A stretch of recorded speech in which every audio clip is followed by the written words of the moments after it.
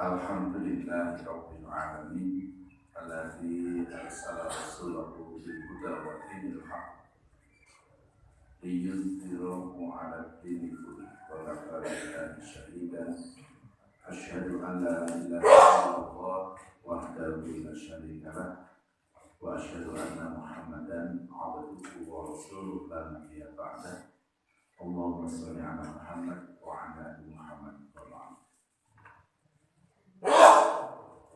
Alhamdulillah hingga semenjak Allah kita atas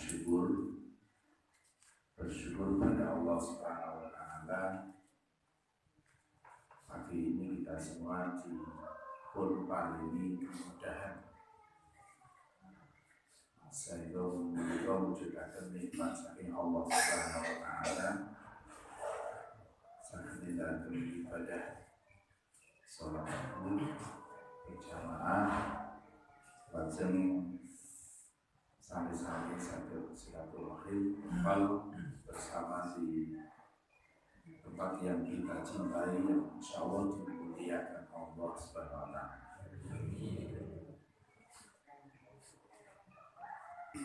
Jadi dalil yang selalu disampaikan dibaca itu man salaka tariqan yaltamisu fihi ilman sahalallahu lahu tariqan ilal jannah. Barang siapa yang berjalan di suatu jalan menuju tempat untuk membahas tentang ayat Allah atau berada di majelis taklim, maka mereka itu akan diberi kemudahan oleh Allah jalan menuju ke surga. Terus yang viral kemana-mana tentang seorang ibu yang tidak suka mengajar itu ya salah. Seorang ibu yang agak sinis dengan ibu yang lain karena suka mengajar itu salah. Karena orang suka pengajian itu berarti semakin mendapatkan kemudahan jalan menuju surga. Lalu orang senang dari orang dong. Dan tidak perlu dibahas, tidak akan selesai. Alhamdulillah kita semua pagi ini dimudahkan oleh Allah SWT. Awal kali saya sepakat jadi mungkin akan ini juga Bapak Ibu banyak hindari di antara kali di kawasan yang diletakkan baru pertama rumah kalam yang luar biasa. Kawasan ini terutama Polo ini yang punya kajian dari Ustadz yang saya kira cukup kita banggakan. Saya orang Menggo saja ikut menjadi santrinya seorang profesor tradisional yang saya dengan Pak Dianto itu ngenengi positif ya. Uang kok tenaganya luar biasa. Sekolah Makassar, Jakarta, nanti suku kajian, konsen kajian. Jadi mungkin Allah benar-benar menjaga beliau karena beliau penyampai firman-firman Allah kepada orang banyak. Jika Allah memberikan kesehatan, kekuatan, dan berkembang luar biasa. Dan pagi ini insya Allah letakkan pertama di sebelah selatan puskesmas. Itu puskesmas kawasan atau puskesmas Purwakarta? Puskesmas Situ Kerto.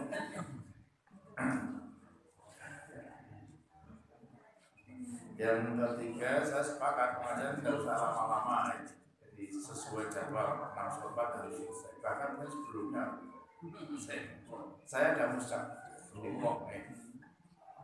Musab yang Musab Muhammadiyah Depok ini agak luar biasa. Jadi mungkin agak berbeda dengan yang lain.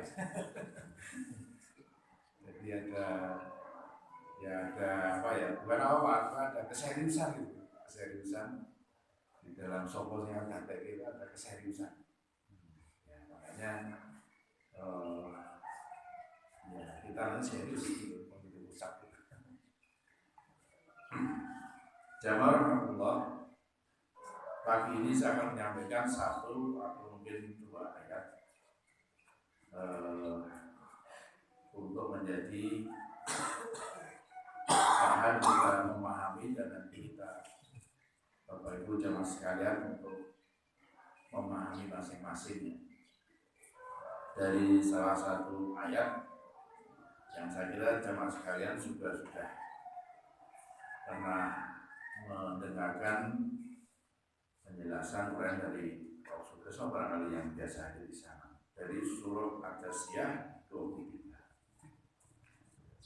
Allah berfirman, A'udzubillahi minasyaitonir rajim, afara'aita man ittakhadha ilahahu hawahu wa adallahu Allahu 'ala ilmin wa khatama 'ala sam'ihi wa qalbihi wa ja'ala 'ala basarihi ghishawa. Faman yahtadihi min ba'dillah afala tadhakkarun. Surah Al-Jasiyah ayat 23 ini merupakan salah satu ayat yang menjadi renungan Kiai Haji Ahmad Dahlan, pendiri Muhammadiyah. Jadi siang dan malam menjadi renungan beliau, sehingga ayat ini termasuk kelompok ayat 17-18 yang kemudian untuk memudahkan orang menyebut ayat-ayat Muhammadiyah itu hanya sebentar, karena termasuk menjadi renungan Kiai Haji Ahmad Dahlan siang dan malam. Bahkan beliau menulis penggalan ayat ini, afara'aita man ittakhadha ilahahu hawa, itu ditempelkan di tembok kamar.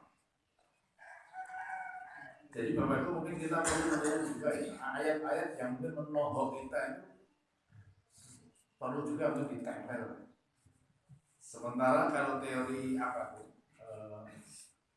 Kalau orang ingin punya cita-cita, mungkin punya kendaraan motor baru, kan? Nggak tahu teori apa itu, psikologi atau apa? Suruh di kamarnya ditempel gambar-gambar itu, supaya kemudian ada energi positif, malah esok lebih tenang gitu karena semangat. Tapi kalau Kiai Dahlan ternyata ayat-ayat Allah. Di antaranya ini man ittakhadha ilahahu afara'aita man ittakhadha ilahahu, tempelkan di kamarnya. Lah, mengapa itu? Karena sangat menohok, sangat menyentuh, sangat menusuk hati beliau Kiai Dahlan. Tahukah kamu Muhammad, orang yang menjadikan hawa nafsunya menjadi Tuhannya? Tahukah engkau, untuk Muhammad dan untuk kita semua, yang dinamakan orang yang dia menyembah hawa nafsunya atau menjadikan hawa nafsunya itu menjadi Tuhannya, menjadi sesembahan. Jadi menusuk betul. Sama saja kita itu dipun paringi pirsa, dikandani ngerti ya kowe sing jenenge wong sing dheke gaweane nyembah hawa nafsu. Artinya Allah di sini marah betul ana wong kok ora nyembah Allah atau sudah nyembah Allah tapi ternyata hanya lisannya saja, tapi dalam hatinya justru lebih menyembah mengabdi kepada hawa nafsu. Wa adallahu Allahu 'ala ilmihi wa khatama 'ala sam'ihi wa qalbihi wa ja'ala 'ala basarihi ghishawa. Dari depan tadi, tahukah kamu Muhammad, orang yang menjadikan hawa nafsunya sebagai Tuhannya dan dibiarkan sesat oleh Allah dengan pengetahuannya. Allah telah mengunci pendengaran dan hatinya serta meletakkan tutup atas penglihatannya. Siapakah yang mampu memberinya petunjuk setelah Allah membiarkannya sesat? Apakah kamu wahai manusia tidak mengambil pelajaran? Jamaah rahmatullah. Jadi bagi Kiai Haji Madahlan ini benar-benar menusuk sekali dan menjadikan renungan yang terus menerus siang malam ini benar-benar dirasakan betul. Ada kekhawatiran jangan-jangan sampai hari ini saya ini belum termasuk penyembah Allah. Jangan-jangan kita ini sampai saat ini belum termasuk penyembah Allah menurut Gusti Allah.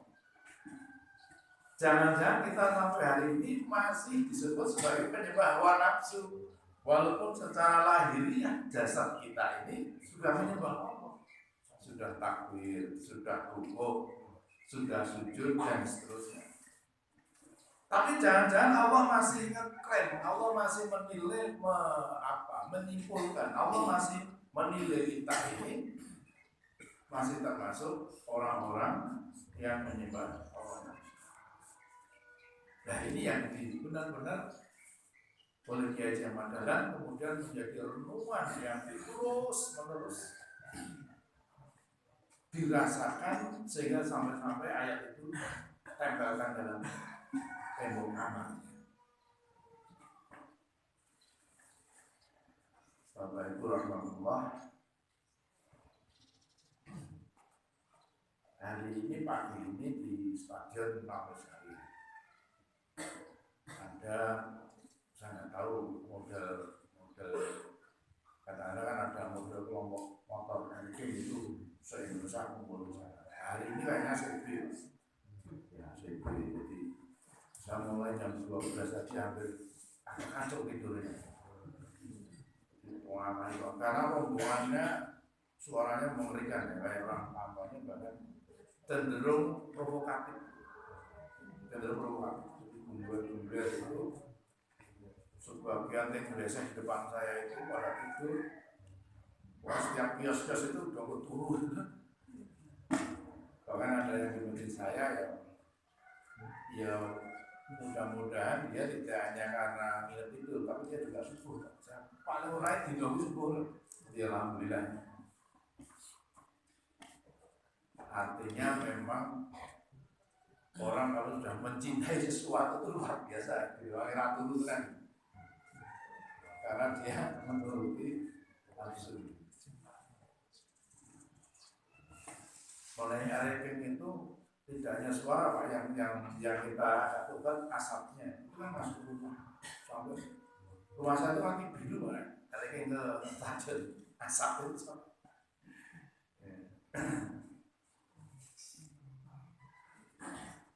Kembali jadi banyak orang itu yang menyembah nafsu tadi nuruti sampai kemudian tidak berbicara efek yang dia lakukan itu berefek kepada orangnya atau tidak.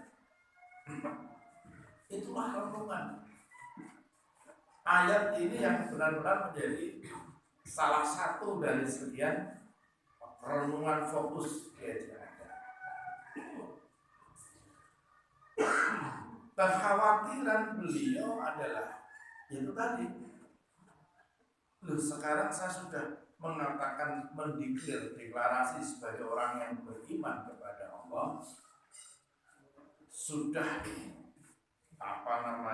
bersaksi bahwa sesembahan itu hanya Allah, sudah bersaksi bahwa panutan saya kanjeng Nabi Rasulullah Muhammad SAW,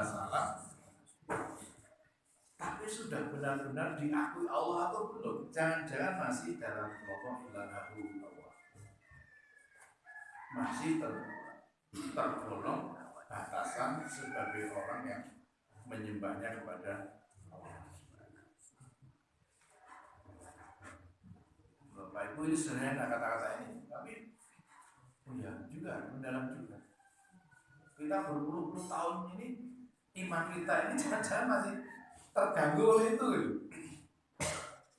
Maka renungan-renungan kaitan ini sangat penting sekali untuk kemudian kita mengevaluasi diri.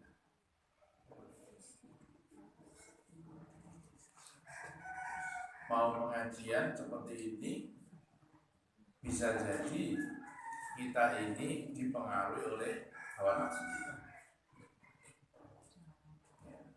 Tapi luar biasa menengok ibu bapak ngaji pada subuh sekian banyaknya ini luar biasa. Artinya pertanda bapak ibu benar-benar bisa mengendalikan dan mengalahkan hawa nafsu.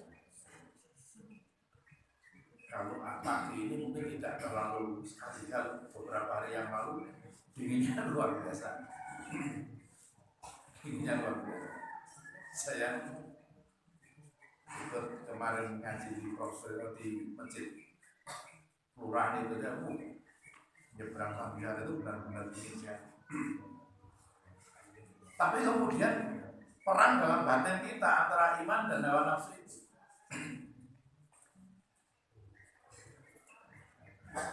Maka kemudian Kiai Dahlan itu benar-benar menekankan kepada jamaahnya waktu itu. Kemudian gereja beliau untuk benar-benar membina jamaahnya itu dimulai dari surah Al-Ma'un. Kita paham sekali gerakan Kiai Dahlan diawali di antara ada surah Al-Ma'un. Ar-ra'aital ladzi yukadzibu bid-din fadzalikal ladzi yad'u yati wa la yahuddu 'ala ta'amil miskin. Fawailun lil musallin alladzina hum 'an shalatihim sahun alladzina hum yura'un wa yamna'una.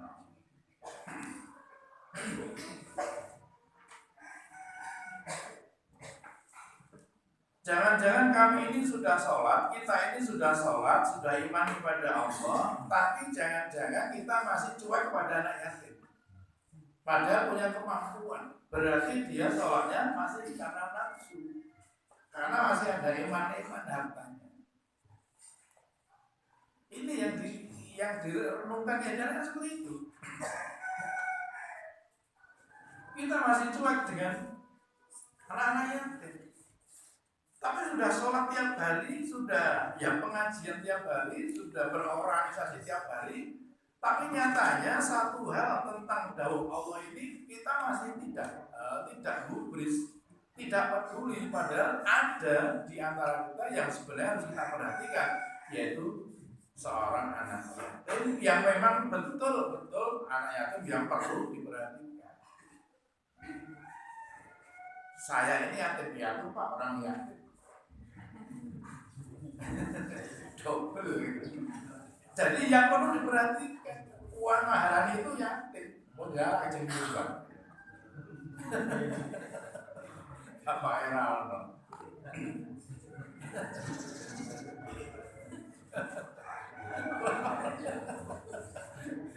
Bosok dengan belajar mulai banyak sedulur. Nyantuni Puan Maharani. Itu bojone bos besar berguna. Nah, jangan-jangan kita belum mulai tujuh, maka Muhammadiyah mohon maaf melalui atas inisiasi memang pimpinan awal pendiri Muhammadiyah Kiai Dahlan itu benar-benar menekankan jangan sampai sholatmu ibadahmu itu sia-sia gara-gara kamu tidak melakukan apa yang diperintahkan Allah karena nafsunya. Ada anak yatim yang mau disantuni sementara kamu mampu, kalaupun kamu nggak punya harta, biar caranya sombong lagi gitu. Kamu punya harta tapi maniman berarti kamu masih ikuti nafsumu. Maka Jalan benar mengingatkan dengan itu. Kita sudah merasa beriman kepada Allah, sudah melakukan sholat, menyembah Allah. Tapi oleh Allah masih dikatakan kamu dusta, mendustakan agama Allah. Padahal wis iman, ya wis maca zikir, wis beribadah yang lainnya. Jangan-jangan Allah masih ngecap kita, kamu tuh masih bukan bibubitin, orang yang mendustakan. Kamu dusta, kamu masih bohong.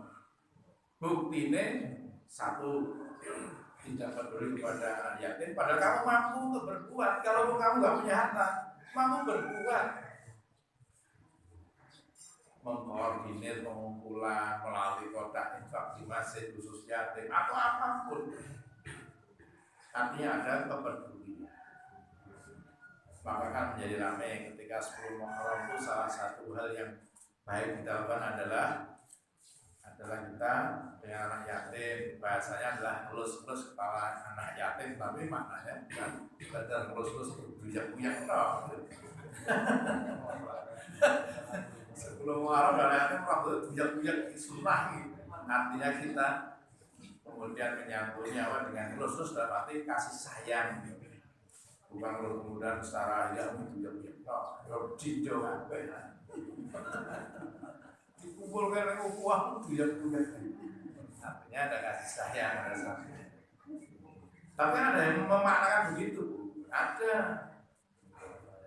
Jadi dakwah dari 10 Muharram kan ngelus-ngelus anak yatim, anak yatim itu dilus-lus tok. Orang dini aku kok mentah.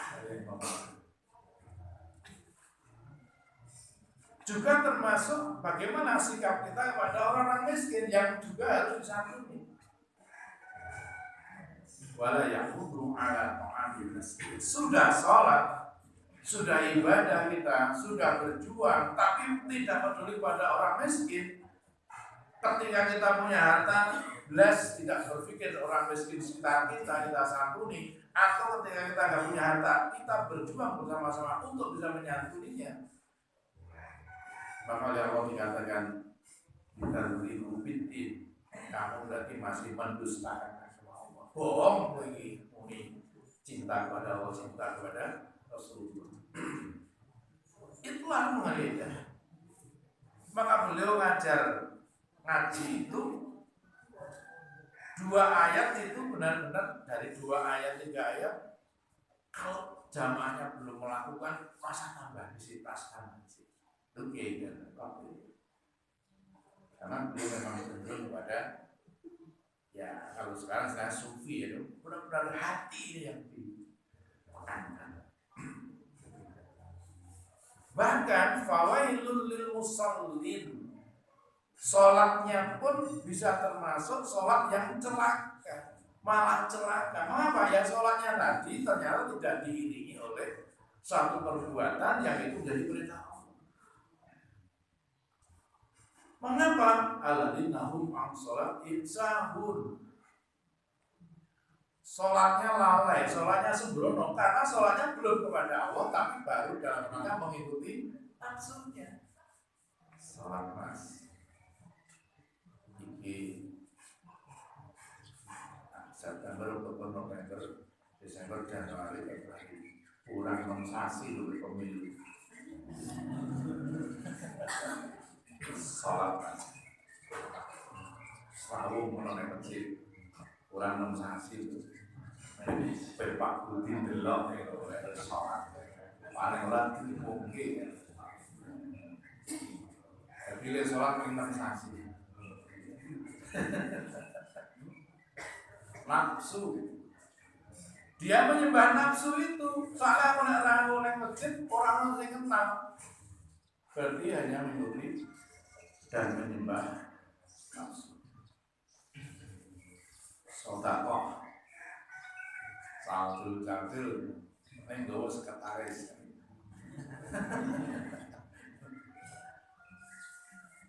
Ini pangandikan pun Allah menika benar-benar bisa kita lihat apa buktinya. Betapa banyaknya manusia ini yang menjadikan hawa nafsunya menjadi Tuhannya. Dan banyak sekali. Maka kemudian Allah SWT pengertian pun orang yang demikian maka oleh Allah sekalian disesatkan. Ya wes nek menyembah nafsu ora nyembahku. Oleh Allah disesatkan. Dibiarkan sesat karena orang tadi berpengetahuan bahwa yang penting itu bagaimana keinginan dunia ini tercapai. bahkan diikuti dengan pendengarannya dikunci oleh Allah khotam, dikunci oleh Allah, disumbat telinganya sehingga dia tidak lagi bisa mendengarkan nasihat orang lain. Sudah disumbat, sekalian disumbat oleh Allah. Kalau dalam Al-Baqarah ayat awal, khatamallahu ala qulubihim wa ala sam'ihim wa ala absarihim ghishawa. Sama ini. Diajak ra gelem, tandane ra gelem, dilek ra gelem, dinasihati ra gelem, ya wis nek ngono wis tolak. Khatamallah, maka Allah mengunci qulubihim wa ala sam'ihim, hatinya, pendengarannya, penglihatannya, dan pasti berarti dia akan menuju ke satu tempat yang di dalamnya dia akan disiksa oleh Allah dengan siksa yang sangat dahsyat. Dibiarkan oleh Allah sesat. Bahasa kita dilulu oleh Allah. Bahasa agamanya istidroj. Seolah-olah dia ini sukses.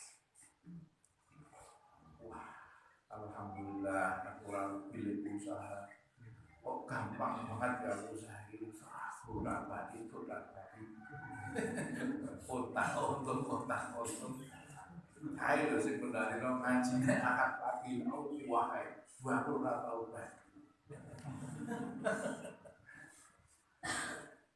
Malah begitu nawak barang ora ono.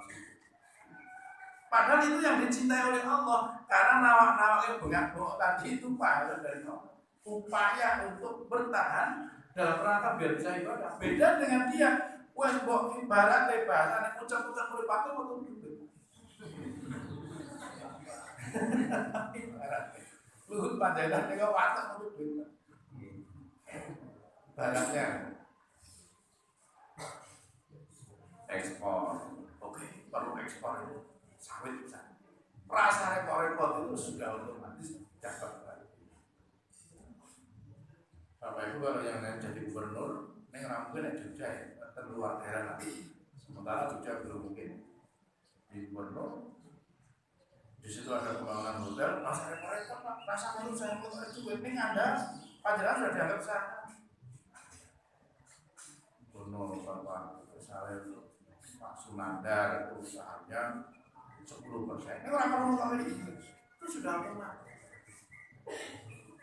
Bupati itu gaji pokoknya ya paling 6 juta. Iya, tapi Bang Sleman pirang persen, BPD pirang persen, itu sudah sistem, ada aturannya. Sehingga Allah kadang-kadang itu justru muncul, dimudahkan dan ada beberapa yang kita mudah itu jadi jelomprok, itulah istidroj, dilulu gitu loh. Gampang banget loh, wah sukses, rata sholat pada bahkan menguasai segala hal, apapun tercapai, dimudahkan seolah-olah oleh Allah, padahal dimudahkan dalam rangka oleh Allah dibiarkan engkau sebagai nyemplung gitu.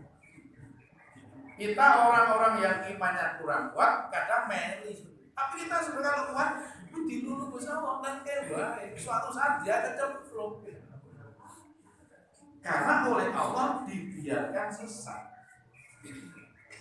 Kenging nopo dibiarkan sesat karena ya wis getol dadeke hawa nafsune dari sesembahane, orang nyembah kepada Allah tapi justru mengikuti hawa nafsu. Jadi contoh ayat yang ditekankan Kiai Dalam itu ara'aitalladzi yukadzibu itu contoh konkret pelajaran kita yang dari yang sederhana. Benar kamu iman kepada Allah, benar kamu bersyahadat kepada Allah, buktikan coba itu ada anak yatim, ada itu soal ibaratnya ujian, itu soal kerjaan kamu itu iya anak yatim, gue bersikap bagaimana, itu orang miskin, kamu bersikap bagaimana, sholatmu kamu bagaimana, benar-benar karena Allah atau masih yuraun, ternyata sholatnya masih dalam rangka riya. mencari hanya dalam sebuah mencari pujian. Tadi saya matur hanya dalam rangka mencari tadi loh, karena kurang 6 bulan tadi. Atau mungkin bahasa klasiknya kita dulu, bahasa klasik itu kalau seorang pemuda mau melamar pemudi ya dengar morot tua itu tadi. Bahasa klasik artinya itu sholat pengkongan tenan morot tuanya ustad ya. Bisa-bisa ke belajar bacaan sholat fasih-fasih karena pendengar ke kalau morot tuanya tes beniso ya kuning orang ini selalu berkaro asar maghrib bareng dan dulu asar kabeh iso imami kan. Lah morot tuanya ya cerdas lekitas pas sholat maghrib aja di imami. Dan dulu asar insya Allah Pak, langsung siap Allah Akbar meluru asar maghrib dites juga. Coba Al-Fatihahnya belum pas. Wayam na'unal ma'un. Dia sudah sholat, dia sudah iman kepada Allah, sudah menyatakan takwa kepada Allah, iman kepada Allah, tapi masih pelit Pak. Bapak Ibu, ada unsur iman-imannya. Ketika kita punya sesuatu yang sebenarnya orang lain butuh sesuatu itu untuk dipinjam, untuk sementara akan digunakan kepentingan yang sangat penting, tapi kita masih iman-iman sekali. Oh berarti sholatnya termasuk sholat yang belum aplikatif, yang belum bermakna. Bisa pelit banget menyilehke barang yang bermanfaat orang. Dan orang yang demikian Bapak Ibu, kalau dia seorang ustadz, seorang haji, seorang hajah, kemudian punya perilaku seperti itu, mesti menjadi gunjingan negatif di masyarakat. Nah ini rasa ada kaji ini kayak orang kaji ini medit kayak upil. Dari sini sebutan udah nggak patut. Ada teman saya dari saya kan seorang guru ini sudah meninggal dan seorang guru. Saya tidak marah pelit, tapi orangnya teliti lah, itu gembira. Saya nggak ngomong pelit, teliti saja. Jadi punya apa-apa itu memang kenceng. Sampai dia guru tapi nyambi juga tani. Yang namanya pacul saja ditulisi. Pacul ini tidak dipinjamkan. Ini real Pak, saya bukan cerita orang. Saya ngomong ini berarti dia hati-hati ya, bukan pelit tapi hati-hati lah, teliti gitu. Kemudian sampai pompa sepeda itu juga tabunnya ditulisi di pompa tidak dipinjamkan. Ini guru Muslim. Ya. Dan banyak lagi.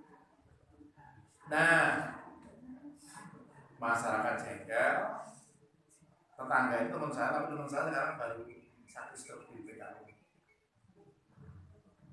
Orang tuanya meninggal Bapak. Wah pemuda nggak ada yang mau datang. Wah siap-siap balas dendam loh. Kesempatan.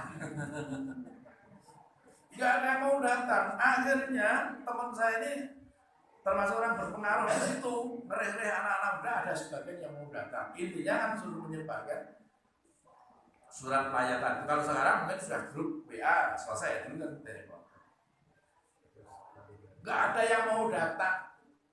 Direh-reh sama bapak itu tadi, lu ngalahin pemuda satuannya jawab, pemuda tidak dipinjamkan.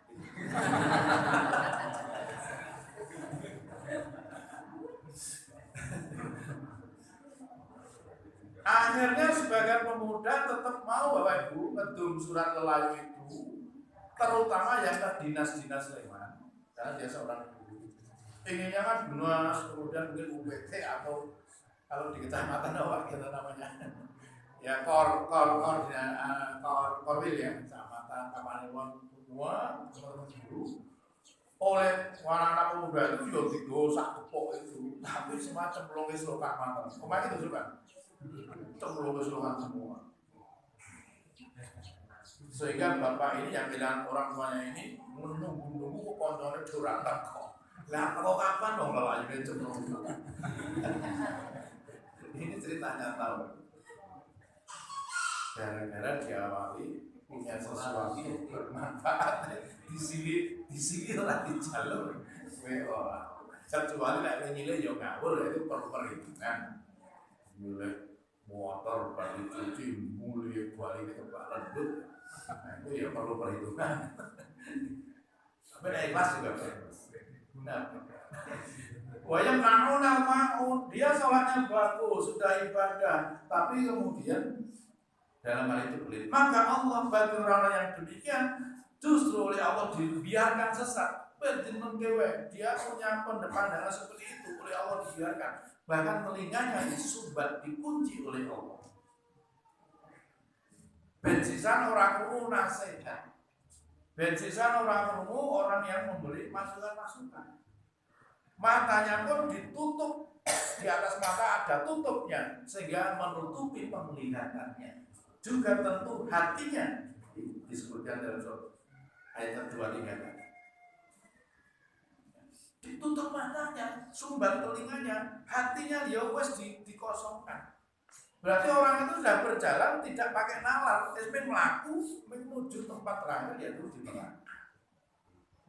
Gara-gara dia mengawali kehidupannya ilahahu hawahu, menjadikan hawa nafsunya sebagai sesembahannya atau sebagai Tuhannya. Jamaah Allah.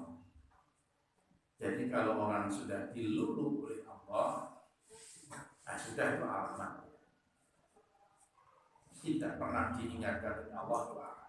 Saya itu kira-kira sebulan atau 1 bulan yang lalu, HP saya menengok dah waktu hujan. Maka dia fotonya Pak Budi tak simpan sisa, hilang Pak. Di depan apa nomor sana ya Pak Kuan ya, nama motor itu Pak. Biasanya yang 10 tahun yang tenteng aja nih kira apa. Hari itu kontrak itu sok jatuh kacamata jatuh. Juret gitu. Saya mau berhenti belakang ramai banget. Saya mau waktu itu mau ke daerah Jogja. Saya oleh mandek tidak alon-alon minggir. Artinya tempat jatuhnya sudah agak jauh. Soalnya itu wah wis jelas kamu karena belakang ramai. Ternyata kacamata aku ini saksinya untuk kenapa sehat? HP-nya Pak hilang. Sangat diriwari kon David itu Pak bulan bekan bulan warna serang itu dia stres yang ini sama. Akhirnya nggak ketemu. Saya pulang anak saya yang kecil ternyata karena itu email teman saya, HP saya hilang. Dicek lewat internet itu dilacak ada di satu kos di daerah Gunung di daerah yang namanya Kos Cahaya. Pak ini yang nemu kos di Kos Cahaya. Yang saya cari malam itu. Tapi anaknya nggak ada. Artinya kos itu nggak ada. Kemudian itu pas 22. Setelah beberapa waktu anak saya ngandani lagi, Pak sekarang posisinya di daerah Babasari di sebuah kota. Ya. Bapak Ibu paling nek didol satu saya udah. Cuma data dan nama-nama itu yang dari saya terpilih. Saya mikir kan satu acara pertemuan dengan teman-teman apa yang terjadi? Mungkin banyak juga HP yang saya pakai ini banyak saya lakukan untuk melakukan perbuatan-perbuatan yang mengikuti nafsu. Itu koreksi. Nyatanya kacamatanya utuh. Nah logika manusia nemu Pak. HP baru berapa menit sudah hilang. Tukang parkir semua juga tahu. Gojek pada duduk di dekat halte atau mall itu juga. Nah, Bapak Ibu, jadi kadang-kadang Allah itu mengingatkan. Kalau Allah masih mengingatkan itu berarti Allah masih cinta pada kita. Ya Allah, mungkin saya kurang ngaji, atau HP saya kurang bermanfaat. Alhamdulillah Allah mengingatkan. Kalau nggak dilulu,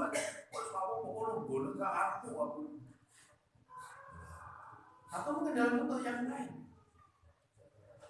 Ketika Allah memberi sesuatu yang mungkin pahit bagi kita, mungkin itu Allah mengingatkan kepada kita, berarti kita beruntung Bapak Ibu. Allah masih mengingatkan kita, masih cinta pada kita. Nenek di negara cetok gelek-gelek ini nyolong duit.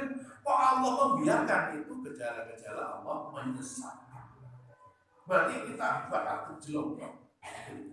Nenek ketika mengambil hak orang lain sidik, terus awalnya gerges-gerges. Nah itu pertanda Allah mengingatkan. Nah hati-hati, lalu si malah gerges itu duit gitu. Itu apa masih cinta? Ada lagi dulu itu loh. Dilek itu sangat berbahaya. Biasanya bapak-bapak ketika bohong sama istrinya ya begitu Pak. Oke. Aman-aman mulai kerja ditawari mangkok lek ora wis wareng. Ketemu lagi sebah. Lah sebabnya mampir kebruk. Anak tak saya nonton, suatu saat diare jenengan, aku ngapusi bojoku. Apa masih sayang Pak? Jangan kotor sehat, bahaya. Ibu-ibu naik sama jenengan, tawari mangkok muni adikmu harus mancuri kan.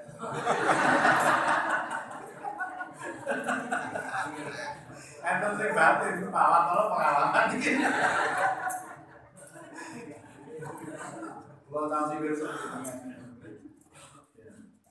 Jangan itulah maka berbahagialah kita sebagai hamba-hamba yang ketika melakukan kesalahan diingatkan oleh Allah tidak seperti orang-orang ini karena sudah saking double-nya mereka diingatkan tidak mau, dinasihati tidak mau, malah melawan ya sudah oleh Allah ya wes nek ngono karmu ngono wis tak kandhani ora tak elinge ora tak sentuh atine sakarmu tapi Allah sudah menyiapkan tempat yang menyesatkan tempat yang tersiksa bagi dia adalah neraka jahim. Alhamdulillah sampai menika Bapak Ibu menika satu ayat 23 24 25 silakan panjenengan baca sendiri surah Al-Jasiyah kelanjutan dari 23. Apa jawaban orang-orang kafir itu? Di antaranya dia orang percaya kehidupan dengan sekali lagi sedikit ini mudah-mudahan saya hanya mengambil satu ayat pilihan keindahan pertemuan beliau sehingga saya sampaikan untuk kita semua di pagi hari ini. Mudah-mudahan bermanfaat. Semanten mana yang wonten lepatipun kula nyuwun pangapunten insyaallah lain waktu dalam kesempatan yang berbeda insyaallah kita lanjutkan. Itu akhiri masrul minallah wa fadlul karim wassalamualaikum warahmatullahi wabarakatuh. Assalamualaikum warahmatullahi wabarakatuh.